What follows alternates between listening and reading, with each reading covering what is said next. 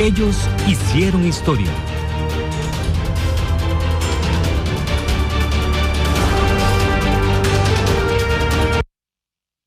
Bien, queridos telespectadores de Más Deporte Televisión, ahora incursionamos en la sección Ellos hicieron historia. Qué grato poder presentar hoy a una de las figuras del arbitraje, Gravy Porras. Qué gusto saludarlo, Gravy. Gracias por aceptar la invitación de compartir con nosotros aquí en Más Deporte Televisión. Muchas gracias, don William. No, el gusto es todo mío estar aquí en este prestigioso programa. Estamos a la orden para hablar de lo que me apasiona siempre, que es el arbitraje. Es el tema del arbitraje. Así es. ¿Dónde nace Gravy Porras? En el San Juan de Dios, en 1963. En la capital. En la capital. Claro. ¿Sus padres?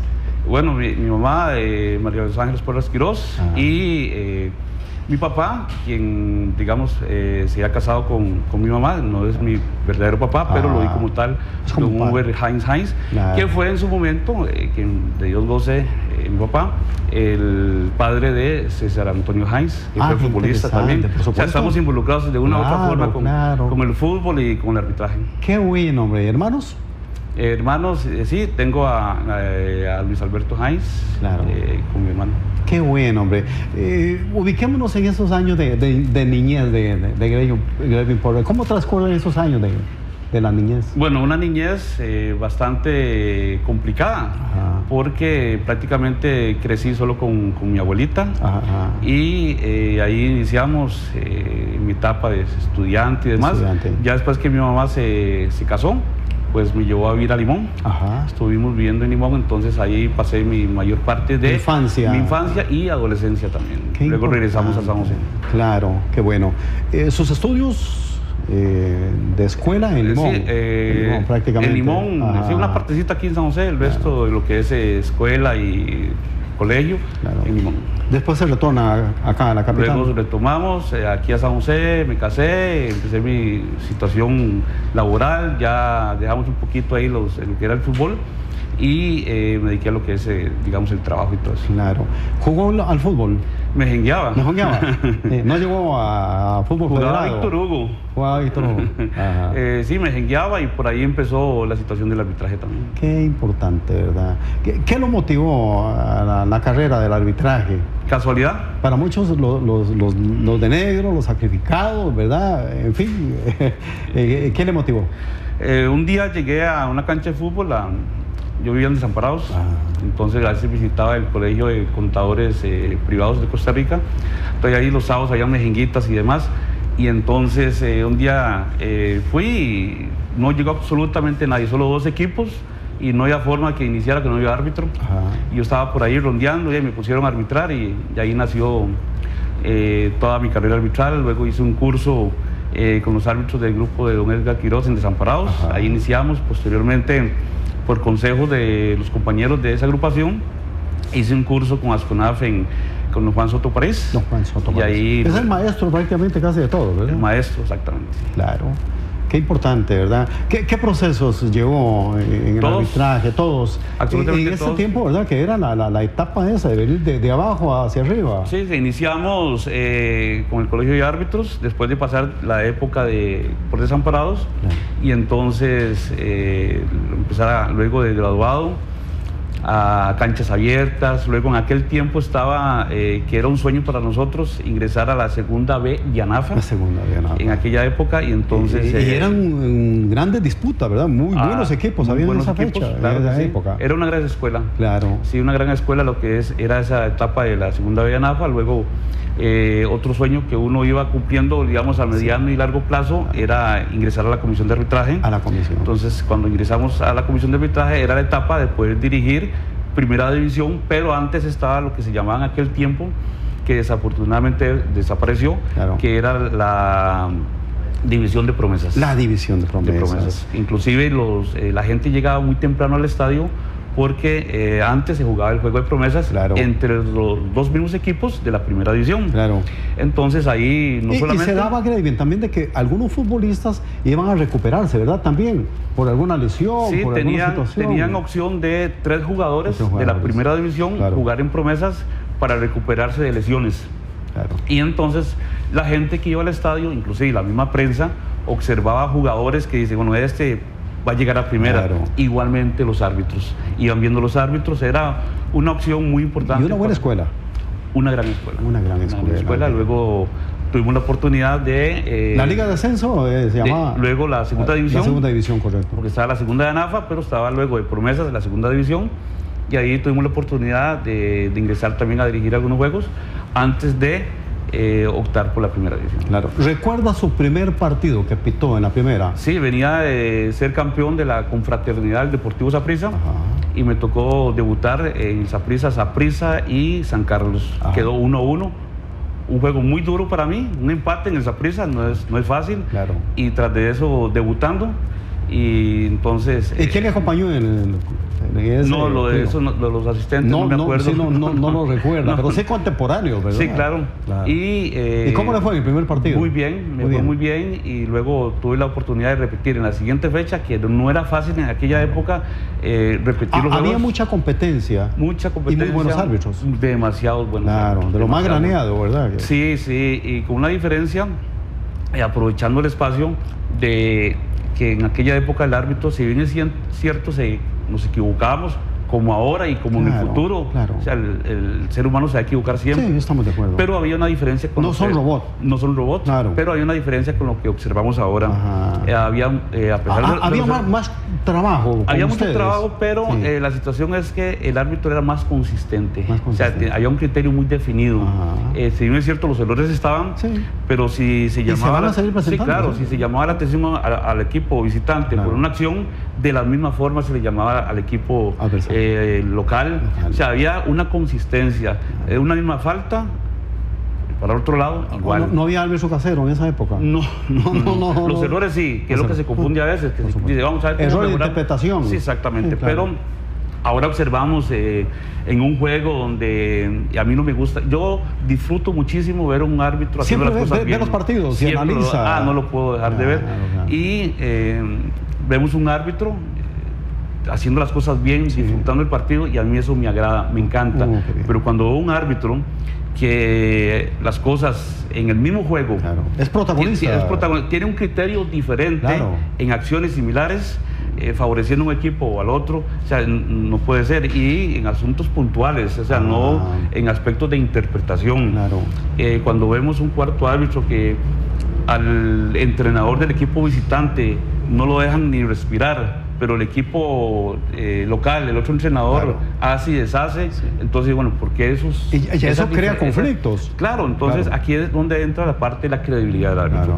El árbitro puede equivocarse, pero que sus decisiones en acciones similares tengan una interpretación y una decisión idéntica. Claro. ¿Cómo transcurre la vida en el arbitraje? A partir de ese momento ya usted comienza a hacer su figura en la primera división. En ese tiempo no existía como ahora la modalidad de que el árbitro central era solo central, sino que un día se alternaban. Nos alternábamos, estábamos de central, luego de árbitros asistentes. En aquellos tiempos se llamaba juez de línea. No ha cambiado absolutamente nada, es lo mismo, le cambiaron el nombre, a las reglas de juego le hicieron unas... Anteriormente decían los linemen, y entonces le hicieron una modificación en las reglas de juego, donde se le da un poquito más de autoridad al árbitro asistente, pero en realidad no ha cambiado, siempre ha sido lo mismo. No ha cambiado. Pero entonces iniciamos ahí, ingresé al panel de árbitros de FIFA como linesman, y ahí estuvimos 2 años, luego tuve que renunciar, estar un año fuera de ser árbitro asistente internacional para optar. Tenía que hacer. Porque yo quería ser árbitro central. Y mi sueño era llegar a ser árbitro central de FIFA. Entonces había que renunciar a ese cargo. Y luego incorporamos, ahí tuve la vivencia de compartir con grandes árbitros. ¿En quién se inspiró usted? ¿Cuál árbitro le llamaba más la atención? Bueno, el árbitro de los mejores árbitros que he visto en mi vida a nivel mundial. Y debo incluir que es un tico. Se llama Bernie Joa Morera. Es el mejor árbitro que yo he visto en mi vida, después de Pierluigi Colina. He visto grandes árbitros, pero a Bernie Joa creo que le faltó aquí en Costa Rica que la misma federación lo explotara más en sus conocimientos dentro de la instrucción, dentro de un terreno de juego, que hace falta muchísimo en nuestro país ahorita. Entonces, ese era el punta de lanza. Me costó en México. Estuvimos en una final interamericana entre el Puebla de México y el Colo-Colo de Chile, y él fue el árbitro central, yo fui como su árbitro asistente, entonces era una gran experiencia compartir con árbitros de ese nivel. Qué importante, sus mejores momentos del arbitraje. Es decir, que usted llega en ese momento, ya es árbitro internacional, ¿verdad? Y le toca ir al exterior. ¿Qué protagonismo? Cuando empecé a ser designado por CONCACAF, a dirigir los juegos de la CONCACHAMPIONS, que le llaman ahora, fue un momento muy importante para mí. Luego los juegos eliminatorios de FIFA, pero a nivel local sí me tocó, en el 98 me tocó dirigir en Alajuela el segundo y último juego entre Alajuela y Saprissa, una gran final, y fue una época que ha marcado mucho en mí, porque quienes llevamos el arbitraje adentro, eso no puede olvidar uno los buenos momentos y tampoco puede olvidar los momentos tristes que han servido luego para fortalecernos y hacer las cosas mejores. Claro. Dentro de su participación en la carrera de arbitraje, ¿tuvo algún momento que arrepentirse por alguna decisión? No, por arrepentirme no, pero sí un momento crítico. Principalmente porque lo compartimos con un gran amigo, una gran persona sobre todo, Horacio Quesada. Tuvimos un juego Punta Arenas Deportivo Saprissa, que por sí esos juegos sacaban chispas. Claro. Y una situación, más a esas horas, a las 11 de la mañana, situación muy conflictiva con un gol que se le anuló a Saprissa, y eso ocasionó el retiro de Horacio Quesada del arbitraje. Porque sí, él me indicó un fuera de juego, que luego la televisión demostró de que que sancionamos un fuera de juego inexistente que había finalizado en gol, y hubo demasiada presión, de la prensa y demás. ¿Y cuál fue la reacción posterior al partido? El aficionado, caliente cuando y todo. Llegamos al camerino, es que uno dirige dos veces el mismo partido. Uno en el momento y luego lo que uno ve por televisión, ve cosas diferentes. Que es muy diferente. En el momento usted ve algo, si usted vio, y ahí, eso es lo que se observó. Para Horacio Quesada hubo fuera de juego. Inclusive yo le consulté a él antes, yo le decía, Horacio, ¿estás seguro? La jugada fue muy apretada, me dice, no estoy seguro, pero bueno, la televisión demostró otra cosa. Y eso ocasionó el retiro de una gran persona. Definitivo, hasta la fecha. Le cuento una cosa, eso es honradez también, honradez de deportista, ¿verdad? Así es. Reconocerlo, no hubo de eso se habla poco, claro, pero eso sucedió con Pero eso es honradez. Una gran persona, un gran amigo, el grupo siempre lo quiso muchísimo, pero sucedió eso en ese partido. Y bueno, marcó la carrera de... Pudo haber un momento para reivindicarse, ¿verdad? Y reivindicar. Sí. Qué interesante, ¿verdad? Sí, el arbitraje tiene sus cosas buenas y hay de todo. Es que el fútbol, la mecánica del fútbol hace que el árbitro se equivoque mucho. Entonces aquí es donde entra la concentración, la buena condición física, la ubicación, el tener muy claro de que mis decisiones tienen que ir consistentes para un equipo y para el otro, que no haya una diferencia. Una vez me topé un jugador en un centro comercial y me decía, Graving, nosotros sabemos que el arbitraje es difícil, nunca vamos a ser árbitros, pero lo que molesta al jugador es que situaciones similares se den decisiones diferentes. A la aplicación diferente. Exactamente, y no de jugadas apretadas, porque muchas veces usted ve un penal donde no lo fue, pero hay situaciones, un jugador se le guinda la camisa al otro y viene el árbitro y amonesta, y 5 minutos después pasa lo mismo del otro lado y no lo hace. Sanciona la mala falta. Entonces, ¿por qué ese cambio de criterios? Entonces, eso es lo que le quita credibilidad, y los jugadores a veces les causa ese enojo por la falta de consistencia. No es tanto ni por los errores, sino la inconsistencia de tener criterios diferentes en el mismo partido. Claro. Usted vivió etapas muy importantes en el arbitraje, las modificaciones que ha habido actualmente, ¿verdad? ¿Qué cree de esos comunicadores que hay ahora? ¿Usted en esa época no los usó? No, nunca. Nunca, y tenemos que tenerlo muy claro. La época que vivimos, la tecnología va incursionando en todos los campos, evolucionando, y no podemos negarnos al cambio. Si hay algo importante que va a ayudar al árbitro, bueno, hay que aceptar la tecnología. Las diademas es un mecanismo importante, positivo, pero que el árbitro no puede dejar de acostumbrarse no lo distrae al árbitro. No, porque muchas veces están dañadas. Ajá. Y el árbitro debe de tener claro de que las diademas es apenas un aporte, pero que no es todo lo que él ocupa para poder tener una buena coordinación con sus asistentes. Siempre existe el lenguaje de la banderilla. Está el lenguaje corporal, están las señas, claro. O sea, debe haber siempre una comunicación visual constante y el árbitro debe tener muy claro en su planificación del juego, avanza la jugada, tengo que estar observando a mi árbitro asistente. Del otro lado también, voy por allá, un ojazo al cuarto árbitro. En fin, debe haber un trabajo en equipo y las diademas es apenas un soporte importante, pero no lo es todo. No debe malacostumbrarse los árbitros a que si no hay eso, pues mi trabajo se va a complicar. Debe hacerlo igual o mejor. Claro. 17 reglas tiene el reglamento. ¿Qué le cambiaría a usted a esas 17 reglas? ¿Le quitaría o le pone? No, yo las dejaría igual. Igual. Lo que yo haría es que le exigiría más al árbitro. Ajá. Que la regla 5 debe hacerse respetar cada vez más. Tuvimos un ejemplo muy claro ahora en México, donde los árbitros han exigido un respeto, claro. Para que ellos puedan también exigir respeto en un terreno de juego. Aquí desafortunadamente el arbitraje está muy débil. Hemos tenido comisiones de arbitraje que conocen poco o casi nada, otras comisiones decorativas, claro. Y entonces si no hay un grupo arbitral desde comisión de arbitraje y árbitros que exijan respeto, porque ahora los árbitros en Costa Rica hasta delincuentes les dicen, ladrones, caseros y un montón de epítetos más de parte de los entrenadores, de parte de los jugadores, presidentes de clubes, de todo el mundo. Termina un partido y usted escucha de los actores del juego. ¿Y la comisión de arbitraje qué hace? Los árbitros ¿qué hacen para pedir respeto? Porque ellos se van a equivocar, pero no le da derecho a un entrenador de decirle delincuente a un árbitro. No se vale. Entonces tenemos comisiones de arbitraje decorativas que mientras que eso no se aplique correctamente, lo que es concretamente la regla 5, que es la regla del árbitro, bueno, en la medida que eso se mejore, podemos exigir ahora hacia los árbitros mejores condiciones, mejores trabajos dentro del campo de juego. Esperamos que esto de Carlos Bartres sea un aporte importante, aunque a mí me queda el sinsabor de que en Costa Rica tenemos personas muy capaces para ejercer ese puesto, claro. Pero bueno, han creído más en alguien de afuera y vamos a ver cómo le va a ir.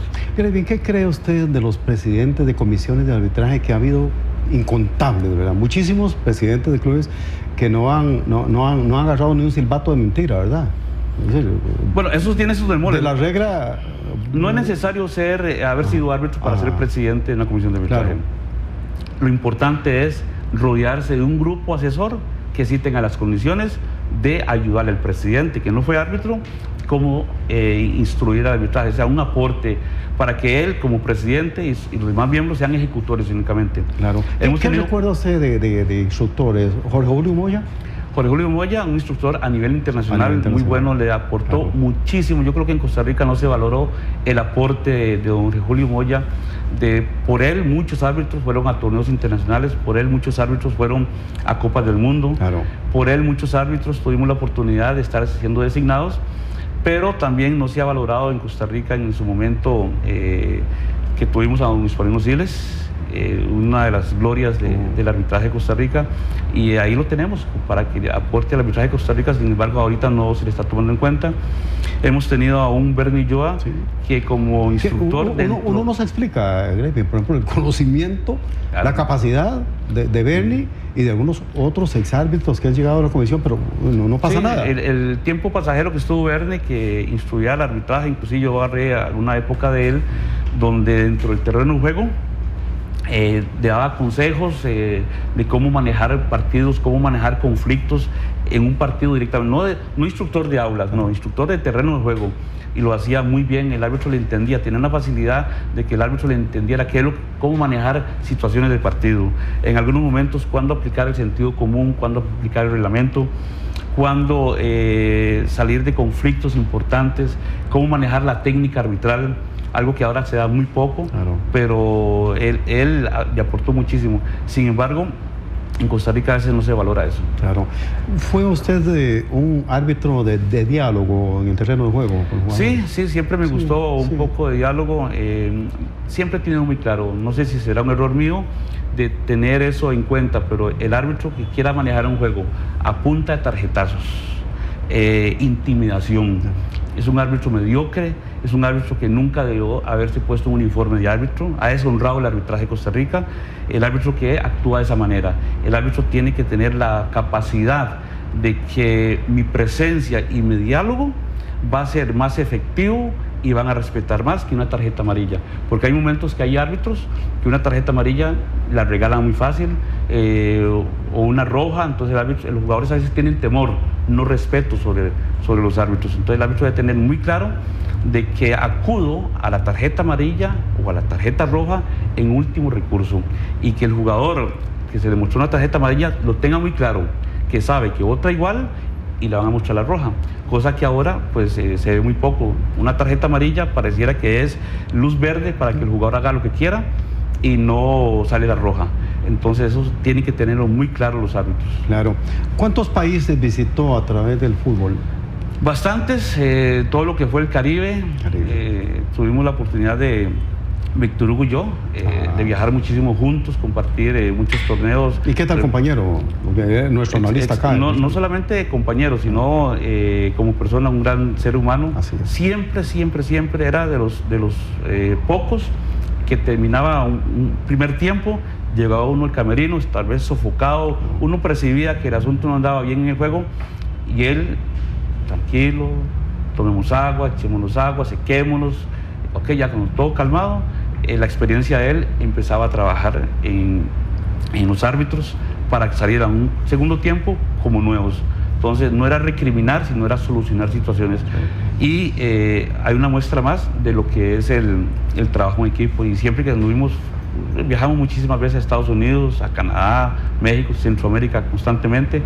Tuvimos la oportunidad que el arbitraje fue una gran bendición de conocer muchos países. Claro. Si lo llamaran a la comisión de arbitraje, ¿estaría usted dispuesto a ir a colaborar? No. Ya me han llamado en 2 ocasiones. ¿Ya lo han llamado? Sí, inclusive en algún momento tuve una reunión con don Eduardo Lee en su momento para asumir la presidencia de la comisión de arbitraje, pero no, hay muchas situaciones que ya ahora uno pues no prefiere dedicarle más a la familia, el tiempo que se lo dediqué al arbitraje.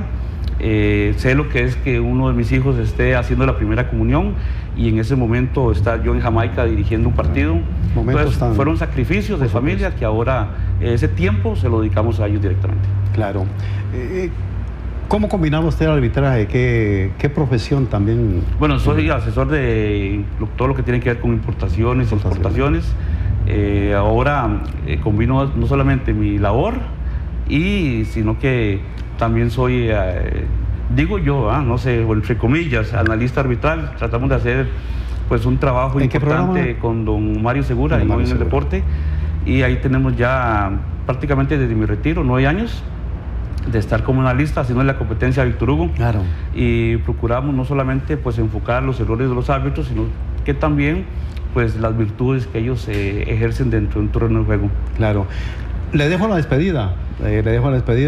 Agradeciéndole esta convocatoria acá en el programa Más Deporte Televisión y desearle pues muchos éxitos. Agradecerle, realmente se lo digo sinceramente, un honor estar hoy en su programa, deseándole siempre tantos éxitos como hasta el momento, y al arbitraje, bueno, que esperamos que cada día el arbitraje recupere la credibilidad que ha perdido en los últimos años. Gracias, Graving. Mucho gusto. Bien, queridos telespectadores, para la sección Ellos Hicieron Historia, hoy nos ha complacido muchísimo conversar con uno de los árbitros graneados de este fútbol de la primera división, don Graving Porras.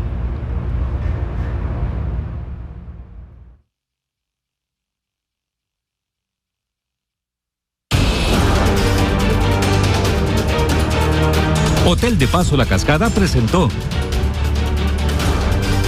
Ellos Hicieron Historia.